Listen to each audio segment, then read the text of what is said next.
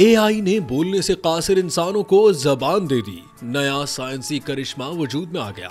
ये जदीद साइंस का मुस्बत पहलू है कि इंसान के मसाइल हल करने में एआई पेश है। अब अमरीकी स्टैनफोर्ड यूनिवर्सिटी के प्रोफेसर एरन किन्स की जेर क़यादत माहिरीन ने ऐसा एआई मॉडल सॉफ्टवेयर इजाद कर लिया जो इंसानी दिमाग के ख्यालात पढ़कर उन्हें कंप्यूटर स्क्रीन पर लिख या बोल सकता है। मॉडल में 1.5 लाख अल्फाज जखीरा हैं। वो लम्हों में ख्यालात समझ लेता है। ये इनकलाबी इजाद लाखों इंसानों को जबान देगी जो पैदाइशी या किसी बीमारी और हादसे से बोल नहीं सकते। ये एआई मॉडल एक आले ब्रेन कंप्यूटर इंटरफेसेस का हिस्सा है जिसमें इंसानी दिमाग के मोटर कॉर्टेक्स एरिया में सेंसर लगे होते हैं और जहां जबान को हरकत देते अहकामात जन्म लेते हैं।